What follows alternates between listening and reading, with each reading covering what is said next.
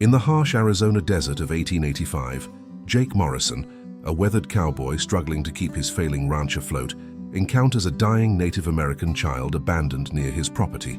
Despite having only one canteen of water left and facing his own desperate thirst, Jake makes a choice that will forever change his destiny. His act of compassion toward the orphaned boy sets in motion a chain of events that challenges everything he thought he knew about honor, survival, and the true meaning of humanity in the unforgiving American frontier.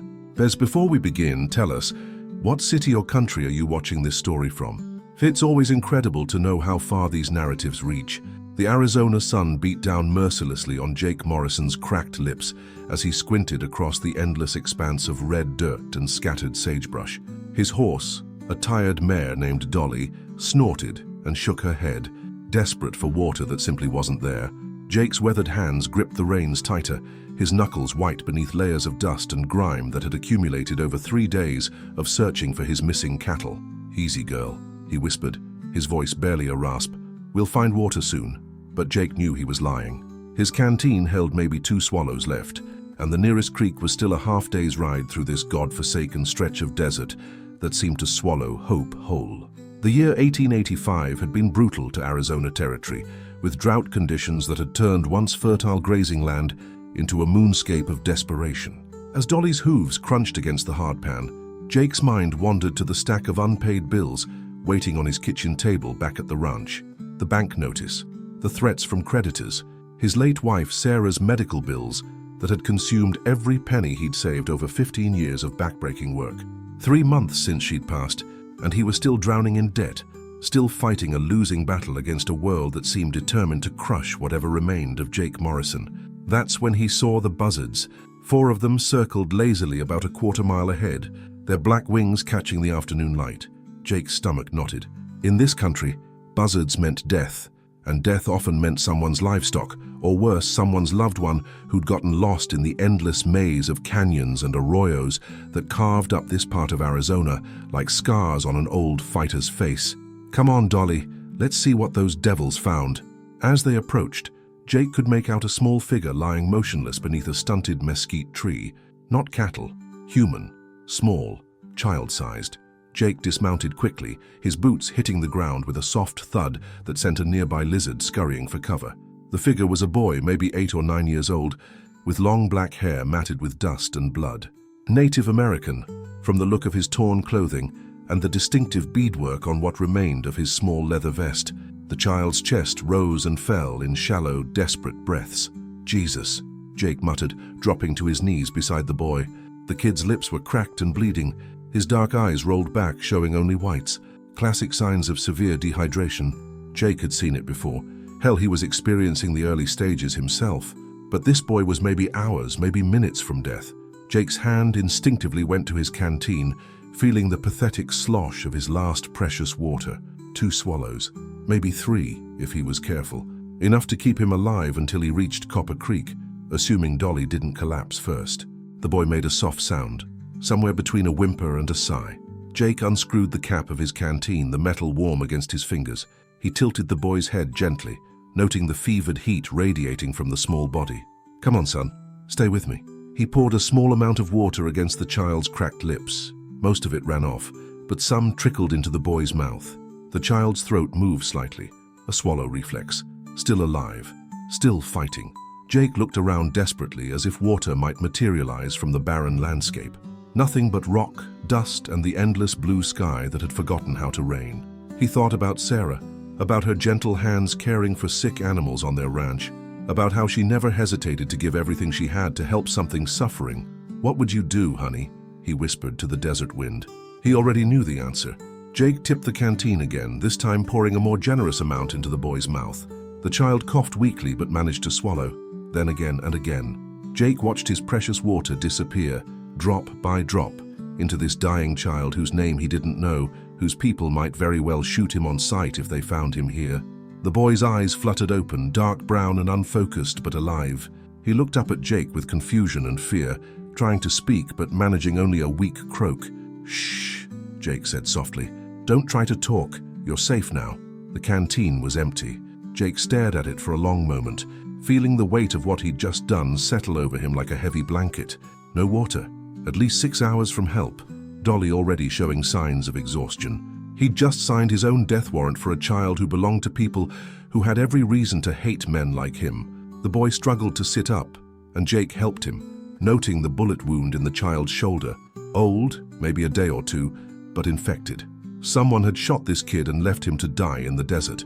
The thought made Jake's jaw clench with anger. "Can you ride?" Jake asked, knowing the boy probably couldn't understand English, but the child nodded weakly, his eyes showing intelligence despite his condition. Jake lifted the boy carefully, surprised by how light he was, and placed him in front of the saddle. The kid slumped against Dolly's neck, but managed to grip the saddle horn with small, trembling fingers. "All right, girl," Jake said to his mare, patting her neck. "We're carrying double now and we've got no water, but we're going to make it home, all three of us." As they began the long journey back toward Jake's ranch, the cowboy couldn't shake the feeling that he'd just changed something fundamental about his life. The empty canteen bounced against his hip with each of Dolly's steps, a constant reminder of his choice. The sun was beginning to sink toward the western horizon, painting the desert in shades of gold and crimson, beautiful and deadly, like everything else in this harsh country that demanded everything and gave back only what you fought for with blood and determination. Behind them, the buzzards circled for a few more minutes before drifting away in search of easier prey. Jake Morrison had no way of knowing that his act of compassion was already rippling outward through the vast network of desert communities carried by winds that whispered secrets across canyons and mesas, eventually reaching ears that would turn his simple choice into something far greater than one man's mercy. The boy lived, and sometimes that's all it takes to change the world. Jake's ranch house sat like a weathered testament to broken dreams in the fading Arizona twilight. The adobe walls, once painted white by Sarah's hopeful hands, now bore the scars of desert winds and neglect. As Dolly's hooves clattered into the small courtyard, Jake felt the familiar weight of failure pressing against his chest. But tonight, that weight carried something different, something that looked back at him with dark, grateful eyes. The boy had barely spoken during the 6-hour ride, communicating instead through small gestures and the occasional nod. When Jake had offered him jerky from his saddlebags, the child had eaten it slowly, deliberately, like someone who understood the value of every bite. When Jake had pointed to himself and said, "Jake," the boy had touched his own chest and whispered something that sounded like, "Ayana." Now, as Jake helped the child down from Dolly's back, he wondered what the hell he was going to do. His own water barrel was nearly empty. His pantry held maybe 3 days of food, and somewhere out in the desert, people were probably looking for this kid, people who might not take kindly to finding him in the care of a white cowboy. "Come on, son," Jake said gently, supporting Ayana's weight as they walked toward the house. "Let's get you cleaned up." Inside, the house felt hollow without Sarah's presence.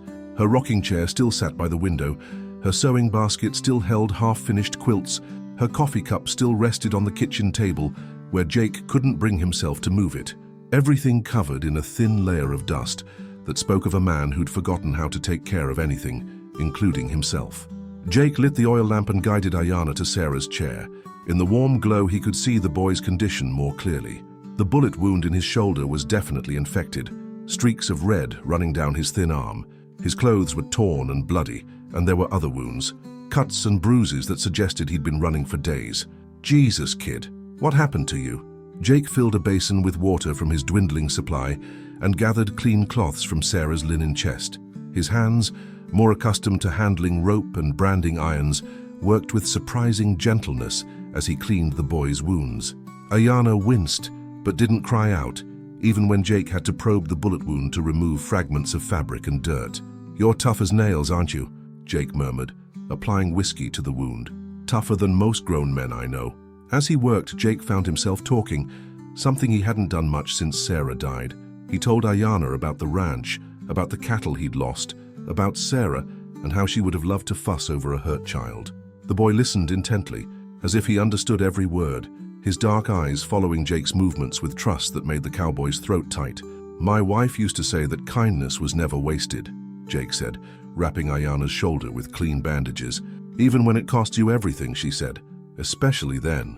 Jake prepared a simple meal of beans and hardtack, watching as Ayana ate with the careful hunger of someone who'd known real starvation. The boy was probably from one of the Apache bands that still moved through this territory, trying to survive as their traditional lands were carved up and distributed to ranchers like Jake. The irony wasn't lost on him. As night settled over the ranch, Jake made a bed for Ayanna on Sarah's old sofa, covering him with one of her quilts. The boy settled into sleep quickly, exhaustion finally claiming him. But Jake found himself unable to rest. He sat at his kitchen table, staring at the stack of unpaid bills by lamplight, trying to make sense of what he'd done. The smart thing would have been to ride past, to preserve his water and get home safely, to worry about his own survival instead of risking everything for a child whose people might very well consider Jake their enemy. But sitting here now, listening to Ayanna's steady breathing, Jake couldn't bring himself to regret the choice. Around midnight, Dolly nickered nervously in the corral. Jake stepped outside, rifle in hand, scanning the moonlit landscape. The desert was full of sounds at night: coyotes, owls, the rustle of small creatures hunting and being hunted. But something felt different tonight. Watched. Jake walked the perimeter of his property, checking the fence posts and the small barn where he kept his remaining feed. Everything seemed normal, but that feeling of being observed persisted. He thought about the boy's wounds, about the fear in those dark eyes when he'd first awakened. Someone had tried to kill Ayanna, and if they discovered he was alive, they might come looking. Back inside, Jake checked on the sleeping boy, noting that his fever had broken. Color was returning to his cheeks, and his breathing had deepened into genuine rest rather than the shallow gasps of near death. Whatever else happened, Jake had saved a life today. In a world where he'd felt increasingly powerless, that meant something. He pulled out paper and pen, intending to work on his accounts, but instead found himself writing a letter to his brother Thomas in California. Tom had been urging Jake to sell the ranch and move west, to start fresh somewhere that didn't hold so many painful memories. Tonight, for the first time, the idea didn't seem like giving up. It seemed like possibility. "Tom," he wrote, "I've been thinking about your offer. Maybe it's time for a change. I've got some business to finish here first, but after that, well, maybe California could use another broken-down cowboy with more heart than sense." As dawn approached, Jake dozed fitfully in his chair, the rifle across his knees. He dreamed of Sarah, of her hands working soil in a garden that bloomed impossible flowers in the desert heat. In the dream, she smiled at him and said, "Some seeds take a long time to grow, Jake, but they're always worth the wait." He woke to find Ayanna sitting up, watching him with alert eyes. The boy pointed to himself, then to Jake, then pressed his small hands together in what was unmistakably a gesture of gratitude. "You're welcome, son," Jake said softly. "Now let's figure out how to get you home safe." Outside, the sun was rising over the desert, painting the sky in shades of hope. Jake had no way of knowing that 20 miles to the east, swift horses were carrying news of his kindness to ears that had heard too little of such things from white men. He had no way of knowing that his simple act of mercy was about to test every assumption he'd ever made about enemies and allies, about survival and sacrifice. All he knew was that a child lived who might have died, and sometimes that's enough to change everything. If this story is touching you in some way, comment below where you're watching us from. Every place has its own struggles, and sometimes it's incredible to see how we all connect through such human stories. The morning sun was barely an hour old when Jake heard them coming. It started as a whisper of sound across the desert floor, the rhythmic drumming of unshod hooves on hard earth, growing steadily louder. Jake set down his coffee cup and moved to the window, his hand instinctively finding the rifle leaning against the wall. What he saw made his blood run cold. They emerged from the morning haze like phantoms materializing from the desert itself, riders on painted horses, moving with the fluid grace of men born to the saddle. Apache warriors, their faces marked with war paint, weapons glinting in the early light. Jake counted quickly, 20, 30, 40 men spreading out in a wide circle around his ranch. "Ayanna," Jake called softly, not taking his eyes from the window. "Come here, son." The boy appeared at his side, still wrapped in Sarah's quilt. When Ayanna saw the riders, his face went pale, but it wasn't fear Jake saw in those dark eyes. It was recognition, and something else. Shame. "You know them?" Jake asked. Ayanna nodded slowly, then pointed to himself and made a cutting gesture across his throat. Jake's stomach dropped. These weren't rescuers, these were the same people who had shot the boy and left him to die in the desert. The riders had formed a complete circle now, maybe 100 yards out, close enough that Jake could see the paint on their faces, the eagle feathers in their hair, the way they sat their horses with absolute stillness, waiting. But for what? Jake's mind raced. 40 warriors against 1 cowboy and a wounded boy. No contest. If they wanted him dead, he'd be dead already. So what were they waiting for? The answer came in the form of a single rider who separated from the group and approached the house. He was older than the others, maybe 50, with silver threads woven through his black hair and scars that spoke of a lifetime of battles. He stopped 20 feet from Jake's front door and called out in heavily accented English, "Cowboy, we know you have the boy." Jake stepped onto his porch, rifle held low but ready. "I have a sick child who needed help, nothing more." The warrior's eyes were like black stones. "That boy is no child. He is Ishi, outcast, cursed. You should have let him die." "Well, I didn't," Jake replied, surprised by the steadiness in his own voice. "And I won't." A murmur ran through the circle of riders. The older warrior studied Jake for a long moment, as if seeing something unexpected. "I am Cochise's nephew, Nalnish," the man said. "The boy killed his own father in his sleep. Blood of blood. He brings death to all who shelter him." Jake felt Ayana stiffen beside him. The boy stepped forward, speaking rapidly in Apache, his young voice carrying a note of desperate pleading. Nalnish listened without expression, then spat in the dirt. "He says it was not murder, but justice," Nalnish translated. "He says his father beat his mother to death, then came for him. He says the spirits told him to strike. And you don't believe him?" "I believe a boy who kills his father will kill again. It is the way of the cursed ones." Jake looked down at Ayana, really looked at him. The boy's hands were steady despite his obvious terror, his chin raised with a dignity that reminded Jake of Sarah when she'd stood up to the bank president who'd tried to intimidate her. Not the stance of a killer, the stance of someone who'd made an impossible choice and was prepared to live with the consequences. "Maybe," Jake said slowly, the boy was protecting himself. "Maybe sometimes killing is the only way to stop something worse." The words hung in the desert air like smoke. Around the circle, warriors shifted on their horses, hands moving to weapons, but Nalnish held up a hand, stopping them. "You would die for this cursed child?" Jake thought about Sarah, about her last words before the fever took her. "Don't let the world make you hard, Jake. Promise me." He thought about the empty canteen, about the choice he'd made in the desert, about all the small failures and large heartbreaks that had brought him to this moment. "Already did," he said quietly. "Gave him my last water 3 days ago. Should have killed me, but here I am. Maybe that means something." A strange look crossed Nalnish's face. He spoke quickly to the other warriors, and Jake caught enough words to understand they were arguing. Some wanted blood, others seemed uncertain, and a few, Jake could see it in their faces, were beginning to look at him with something that might have been respect. "You gave him your water," Nalnish said. "All of it?" "Every drop. And lived." Apparently. Nalnish was quiet for a long time. When he spoke again, his voice carried a note Jake hadn't heard before. Uncertainty. "Among our people there are stories, old stories, of white men who chose honor over survival, who gave water to those who should have been enemies. The spirits reward such men or curse them. It is sometimes hard to tell the difference." "I'm not looking for reward," Jake said, "just trying to do right." "And if we ride away now, leave the boy with you? What then?" Jake looked down at Ayana, who was watching him with eyes that held too much understanding for someone so young. "Then, I guess we figure out how to live with the choices we've made." Nalnish nodded slowly. "The boy cannot return to our people. He is dead to us now. But you," he studied Jake with new interest. "You have shown honor, Apache honor. This is not forgotten." The warrior turned his horse to leave, then paused. "There are white men coming from the east. Soldiers. They ask questions about missing cattle, about Apache raids that never happened. They bring lies and trouble. You should know this." Jake's blood chilled. The cavalry. Probably the same unit that had been stirring up tensions throughout the territory, using any excuse to justify military action against the Apache. If they found Ayana here. "How long?" Jake asked. 2 days, maybe 3. With that, Nalnish wheeled his horse and galloped back toward the circle of warriors. Within minutes, they had melted back into the desert as silently as they had come, leaving only dust and the memory of what might have been a massacre. Jake sank onto his porch steps, suddenly aware that his hands were shaking.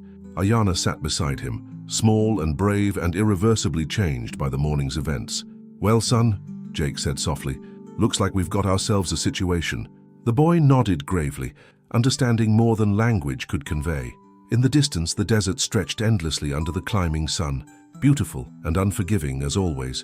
But something had shifted in the quality of the light, in the weight of the silence. Jake Morrison had crossed a line this morning, chosen a side in a conflict that had been raging since the first white man set foot in Apache territory. There would be consequences. There always were. But as he sat with the boy, Sarah would have called their miracle. Jake found he could live with that. What worried him was whether they'd live long enough to see what came next. And now that you've made it this far, tell us in the comments, where are you watching from? Your presence matters, and your story does too. The dust cloud appeared on the eastern horizon just after noon on the third day, exactly as Naalnish had predicted. Jake watched it grow larger through Sarah's old spyglass, counting at least 20 riders in blue uniforms, cavalry. And from the way they rode, disciplined formation, weapons ready, they weren't coming for a social visit. "Time to go, son," Jake said, turning to Ayana, who was helping him load supplies into his saddlebags. The boy had grown stronger over the past 3 days, his wounds healing with the resilience of youth. But more than that, he'd begun to smile, hesitant at first, then with growing confidence as Jake taught him basic English words and showed him how to care for the horses. It was as if the child was remembering how to be human again, shedding the terrible weight of what he'd been forced to do. Now watching the approaching soldiers, that lightness vanished from Ayana's eyes. He pointed to himself, then made the same cutting gesture across his throat he'd made 3 days ago. "No," Jake said firmly. "Nobody's dying today. We're leaving." Jake had spent the past 3 days preparing for this moment. The letter to his brother Thomas was already posted, along with instructions for selling the ranch to cover his debts. His essential belongings were packed, and Dolly was rested and ready for a long journey. Most importantly, he'd found something he thought he'd lost forever when Sarah died, a sense of purpose. As they rode out the back of his property toward the maze of canyons that stretched west toward the Colorado River, Jake felt surprisingly light. The ranch, with all its memories and failures, grew smaller behind them. Ahead lay uncertainty, but also possibility. The soldiers reached his house an hour after they'd departed. Jake could hear their shouts echoing off the canyon walls, could imagine them searching his empty rooms, finding nothing but dust and the ghost of dreams that had never quite taken root in this harsh soil. "Keep riding," he whispered to Ayana. "They'll figure out we're gone soon enough." They traveled through the afternoon heat, following deer trails and dried creek beds that would hide their tracks. Jake had learned this country during 15 years of chasing strayed cattle, but today he was seeing it through different eyes, not as obstacles to be overcome, but as allies in their escape. As the sun began to sink toward the western peaks, they crested a ridge and saw something that made Jake's heart stop. Below them, spread across the narrow valley like a living carpet, were hundreds of Apache warriors on horseback. Not the small band that had surrounded his ranch, but what looked like an entire nation assembled for war. "Jesus," Jake breathed. But Ayana was pointing excitedly, speaking rapid Apache words that sounded joyful rather than fearful. As Jake watched, a group of riders separated from the main body and began climbing toward them. At their head rode Naalnish, but beside him was someone Jake had never seen before, an older man with silver hair and the unmistakable bearing of absolute authority. They met on a small plateau as the desert sunset painted the sky in shades of fire. The older man studied Jake with eyes that seemed to see straight through to his soul. "I am Geronimo," he said in careful English. "Naalnish tells me you chose honor over survival, that you gave water to one who was marked for death." Jake's throat went dry. He was looking at the most famous Apache leader alive, the man whose very name struck fear into the hearts of settlers across the Southwest. And yet, there was something in Geronimo's weathered face that spoke not of savage brutality, but of profound weariness. "I gave water to a boy who needed it," Jake replied. "Nothing more complicated than that."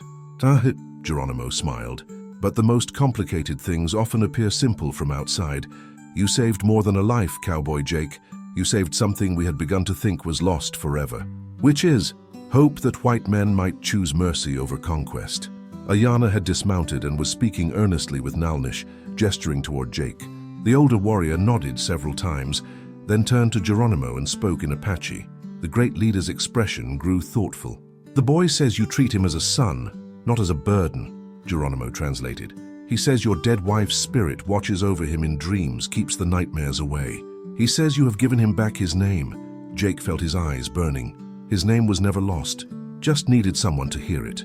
"The soldiers who came to your ranch," Geronimo continued, "they seek excuse for war. They wish to drive my people onto reservations, to break our spirits as they have broken our horses. But what they found in your empty house, it confuses them." "How so?" "They found Apache medicine bundles hanging beside Christian crosses. They found a child's drawings showing white man and red man working together. They found evidence that challenges their beliefs about who are enemies and who are friends. Nalnish spoke again, pointing toward the masked warriors below. Geronimo listened, then nodded gravely. My nephew says you should know. The boy's father was not evil man made mad by drink and grief. But madness does not excuse what was done to his wife, to his son. Sometimes children must become adults too soon, must make choices that haunt them forever. You gave this child something precious, the chance to be innocent again, even briefly. As if summoned by their words, Ayana stepped forward and spoke directly to Geronimo. The exchange was brief but intense, punctuated by gestures toward Jake and toward the western horizon, where the last light was fading. He asks permission to go with you to California, Geronimo said finally. He says his place is no longer with our people, but he does not wish to live alone between worlds. He asks to be your son in truth, not just in kindness. Jake looked down at the boy, this brave, wounded child who had somehow found his way into the empty places in Jake's heart. And what do you say? I say the spirits work in mysterious ways. I say sometimes enemies become family, and sometimes family must be chosen rather than born. I say, Geronimo paused, studying them both. I say you have my blessing. The old leader reached into his medicine bag and withdrew a small eagle feather, which he tied into Ayana's hair. Then he surprised Jake by offering his hand in the white man's gesture of friendship. Go west, Cowboy Jake. Raise this boy to remember both his peoples. Teach him that courage and compassion are not weaknesses, but the greatest strengths of all.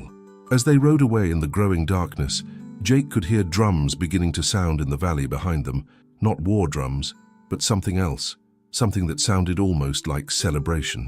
What do you think, Ayana? Jake asked as they made camp under a canopy of desert stars. Ready for California? The boy smiled, the full, unconscious smile of childhood finally reclaimed, and nodded. In the distance, a coyote howled its ancient song to the moon, and Jake Morrison understood that some journeys end exactly where they're supposed to begin. Behind them lay the past, with all its pain and loss. Ahead lay the future, uncertain but full of promise. And between them rode a man and a boy who had learned that sometimes the greatest act of rebellion is simply choosing to be kind. The desert wind whispered its approval, carrying their story across the vastness toward tomorrow.